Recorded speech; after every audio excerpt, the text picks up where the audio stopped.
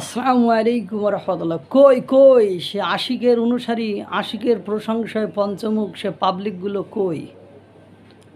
মানে কয় বিএনপি আগামী 50 বছর চেষ্টা করলেও একজন আশিক তৈরি করতে পারবে না। সে মানে আসার পরে, আয়েশি জীবন ছেড়ে বাংলাদেশে আসার পরে প্রশংসায় পঞ্চমুখ সে মানুষগুলো কই? তাদেরকে তো খুঁজতেছি আমরা। আশিককে নিয়ে আশিক এসে যে স্বপ্ন দেখালো, এবার মনে হলো একদম ডোনাল্ড ট্রাম্প থেকে শুরু করে বিশ্বের যত বিনিয়োগকারী আছে সব বিনিয়োগকারী বাংলাদেশে বিনিয়োগ করবে। 3-4 কোটি মানে কয়েক কোটি টাকা খরচ করে আপনার হোটেল কন্টিনেন্টালে বিনিয়োগ সম্মেলন করলো। ওরে বাবা রে, সেই বিনিয়োগ সম্মেলনে প্রেজেন্টেশনে আমরা তো মাথা ঘুরে গিয়েছি। আরে বাসে বিশ্বের নাম করা সব লোকজন সেখানে এসেছে, বিনিয়োগ করতে রাজি হয়েছে, ইত্যাদি ইত্যাদি ইত্যাদি ইত্যাদি। মানে আশিক মানে হলো আশিক বানায়া, মানে আশিক সবাইকে মানে বিদেশি বিনিয়োগকারীদেরকে সব প্রেমে মশগুল করে আশিক বানায় একেবারে বাংলাদেশের রূপরেখা, চিত্র, পটভূমি সব কিছু পাল্টে দেবে। কিন্তু চিত্র একেবারে তলানিতে পৌঁছাইছে। অর্থাৎ বিদেশি বিনিয়োগের ক্ষেত্রে বাংলাদেশের বিনিয়োগ কমতে কমতে কমতে তলানিতে চলে গিয়েছে। অর্থাৎ আশিকের এই কর্মসূচি, এই খরচ, মানে এই ধরনের কর্মকাণ্ডে বিদেশ কেউ মানে উদ্বুদ্ধ হয়নি। কারণ বিনিয়োগের জন্য যে ক্ষেত্র, যে সিচুয়েশন, যে অবস্থা, যে পরিবেশ পরিস্থিতি দরকার, সেই পরিবেশ পরিস্থিতি বাংলাদেশে বিরাজমান নয়।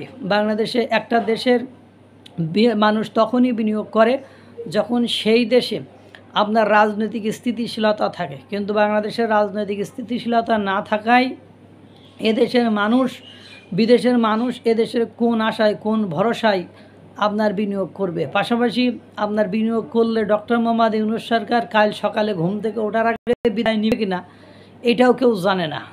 এখন এদেশে বিনিয়োগ করে পরবর্তী যে সরকার আসবে তার সাথে মানে সেট হয়ে চলা যাবে কিনা এটাও কিন্তু একটা ভাবার বিষয়। পাশাপাশি আপনারা আমাদের মায়ানমারের যে করিডোরের বিষয়টা চলে এসেছে সেটা নিয়ে চীন বাংলাদেশের প্রতি একটু ক্ষুব্ধ, রাগান্বিত। মায়ানমারের একই অবস্থা, এবং বিশ্বের কোনো দেশই এরকম আশিক বানায়ের কথায় আশিক হওয়ার কোনো সুযোগ নেই।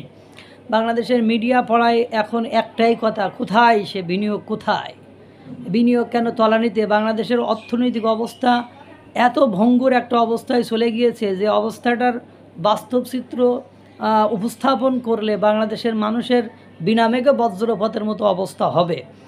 এই আশিকরে মানে ওই আয়েশি জীবন ত্যাগ করে এসে মনে করতেছেন আমাদের উপকার করছে। দেখেন তলে তলে আবার কত হাজার কোটি টাকা দেখা যায় গায়েব হয়ে যায়, কারণ ও বাংলাদেশের নাগরিক নয়।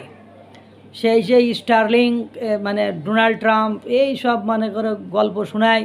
ও বক্তৃতা আমরাও দিতে পারি, বক্তৃতার মঞ্চে বক্তৃতা দেওয়া সহজ। মাইক হাতে পাইলে দেখেন না রাজনৈতিক নেতারা যত কথা বলে, সে কথাগুলো কত সুন্দর। মনে হয় দেশের জন্য কল্যাণকর কোনো ব্যক্তি যদি হয়ে থাকে, এই রাজনৈতিক নেতার মতো আর কল্যাণকর দ্বিতীয় কোনো ব্যক্তি পৃথিবীতে আছে বলে মনে হয় না। কিন্তু দিন শেষে চিত্রপট, দিন শেষে মানসপট একেবারে পরিবর্তন। তখন হতাশা মানে আশাভঙ্গের বা হতাশা ছাড়া আর কিছুই পায় না। আশিক চৌধুরী তার সেই ক্যারিশম্যাটিক মানে লিডারের ডাকে, ডক্টর মোহাম্মদ ইউনূসের ডাকে আয়েশি জীবন ছেড়ে বাংলাদেশে এসে কী মানে প্রশংসা কুড়ালেন।